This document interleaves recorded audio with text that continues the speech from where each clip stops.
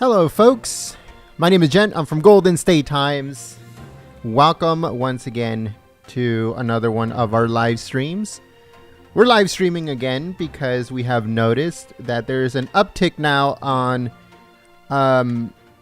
wanting to know what's going on right now in politics, which I'm very, very happy about. I'm very excited that people are starting to take notice because nothing makes a politician quiver more than a populace that is informed.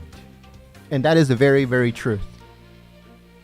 Because when the people pay attention, the politicians, they get terrified.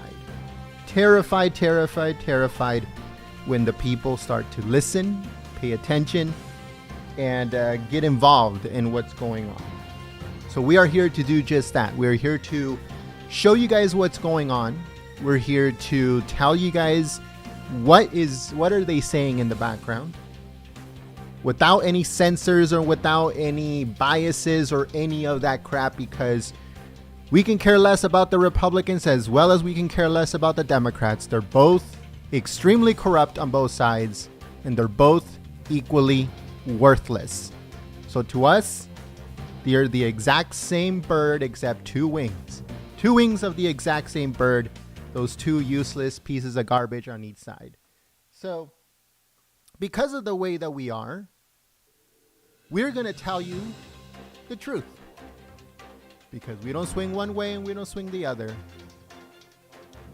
We're here to just inform the American people and nothing more. We don't have an agenda. We don't have any of that crap. We're not controlled by any millionaires or billionaires or corporations or anything like that. We have absolutely no funding from anyone. So with us, there's no agenda. And it's very interesting too, because just today, I don't know if you guys saw it. It's on our website, goldenstatetimes.com. You can kind of check it out. But Zero Hedge, which, to be honest with you, us here at Golden State Times, we don't really go to Zero Hedge. We don't really get anything from them, nor they don't get anything from us. I just knew that they existed. There were some articles that, I talked about on camera or either on microphone during the Trump era. So, I knew that they existed. A lot of people go to their website. A lot of patriots go to their website to get some information. But now it looks like the CIA, along with the State Department, is accusing them of spreading Russian propaganda, or what they call false Russian propaganda. Now, this comes courtesy of The Hill. And it says conservative financial news outlet. I didn't even know they were a financial news outlet, to be honest with you. I thought they were just like a regular news network, but I guess they're a financial news outlet. I did not know that. Zero Hedge is denying accusations that is spreading Russian propaganda amid geopolitical tensions over Moscow's potential invasion of the Ukraine. Now, earlier today, Russia came out, said that they're not invading, they're not doing any of those things. Putin came out, said that he's not going to invade Ukraine. So who knows what's going to happen with that. But they're accusing that news network, or I guess financial news network, Zero Hedge, of being a Russia propaganda arm. It says Zero Hedge responded on Tuesday to an Associated Press article in which unnamed U.S. intelligence officials said that the website had published Russian propaganda by saying the U.S. and others were overhyping the potential of a Russia invasion. So the CIA is pushing this. The State Department is amplifying this. And now you're going to see Biden talk about it too in just a few moments. Let me check on the camera at the White House and make sure that everything is running smoothly.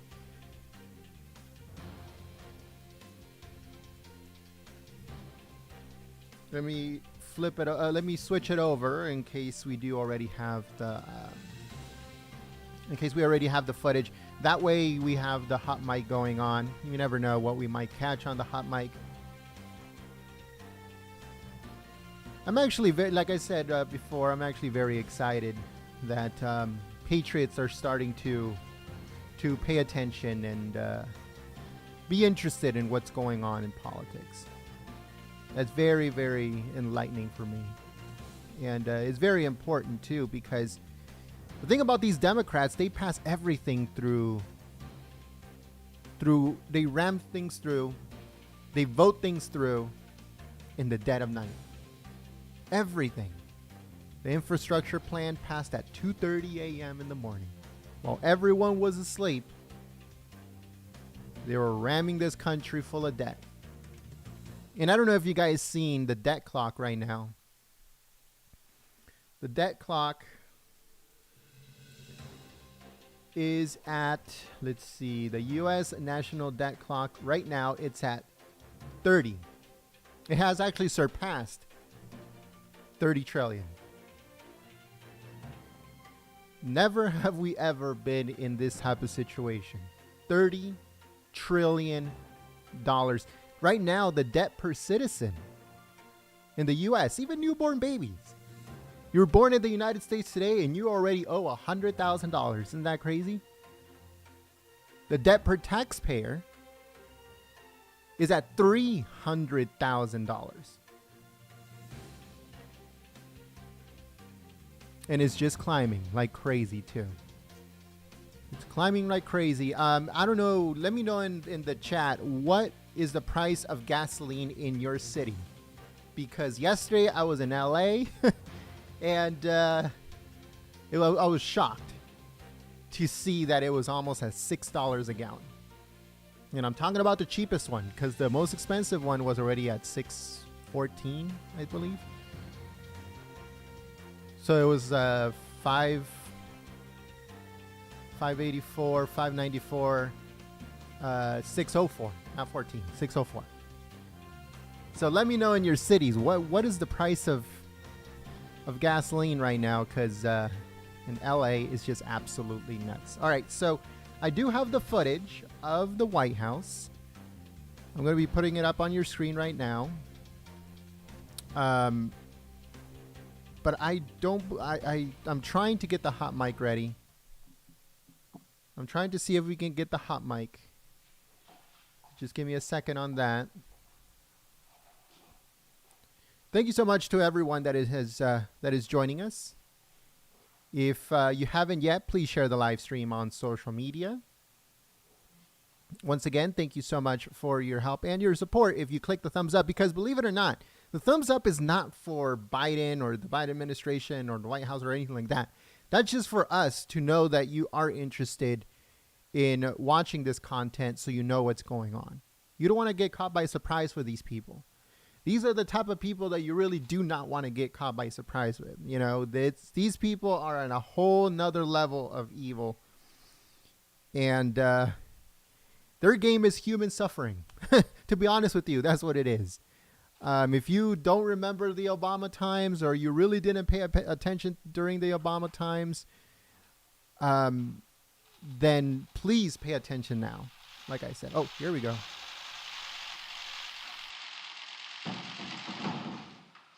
Good afternoon. Today I'd like to provide an update on the crisis involving Russia and Ukraine.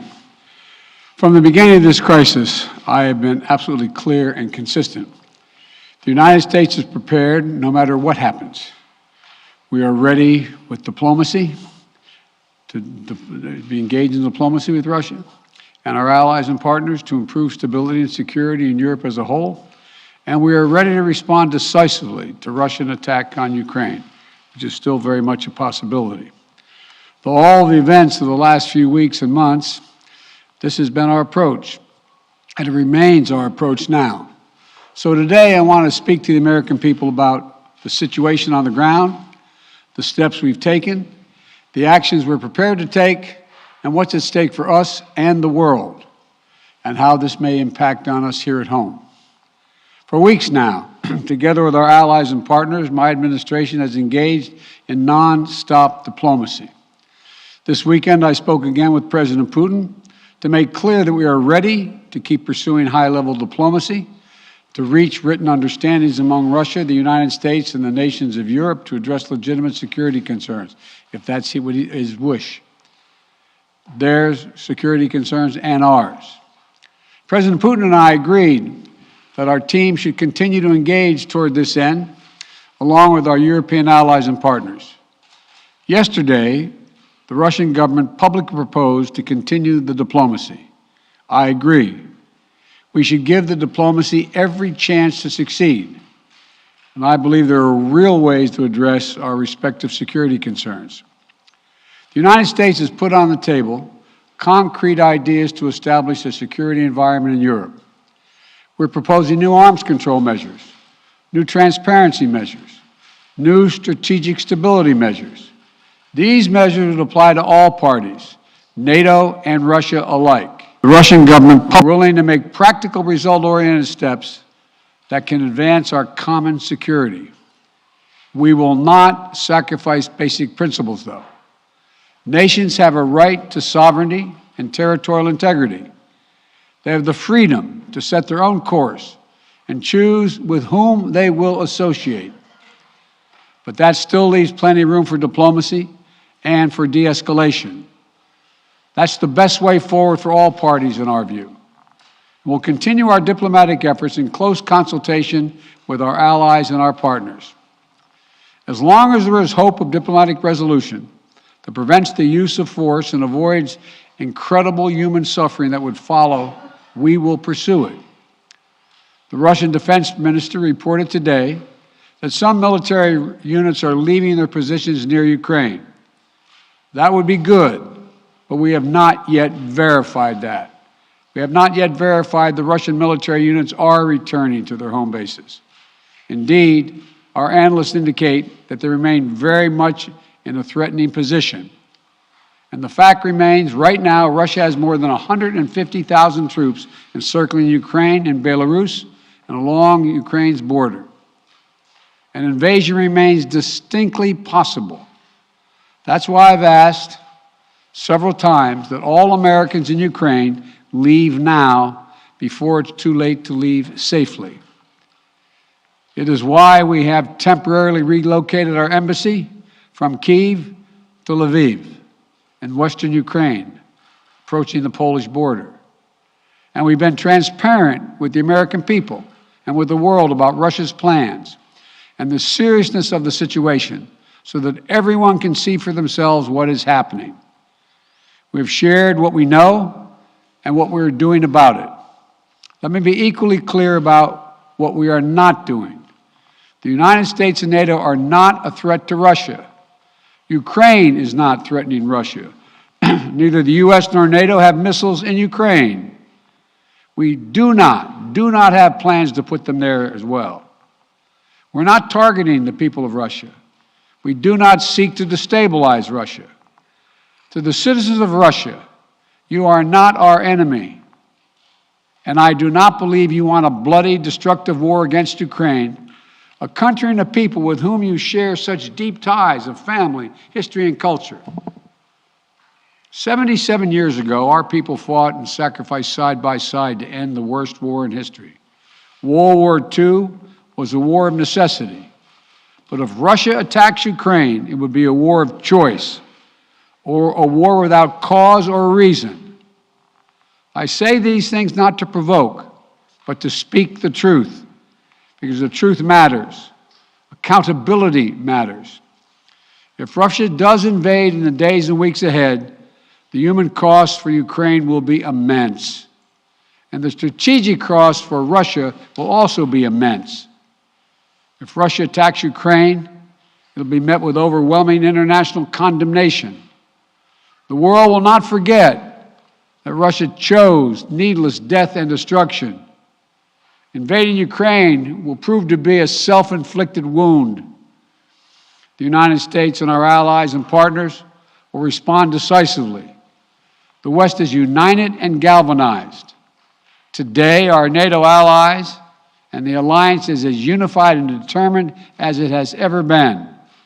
And the source of our unbreakable strength continues to be the power, resilience, and universal appeal of our shared democratic values. Because this is about more than just Russia and Ukraine.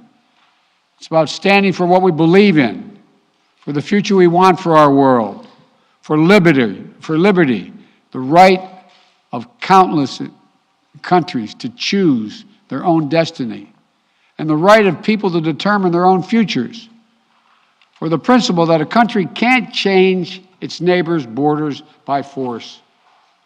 That's our vision. And toward that end, I'm confident that vision, that freedom, will prevail. If Russia proceeds, we will rally the world to oppose its aggression. The United States and our allies and partners around the world are ready to impose powerful sanctions on export controls, including actions that we did not pursue when Russia invaded Crimea in eastern Ukraine in 2014. We will put intense pressure on their largest and most significant financial institutions and key industries.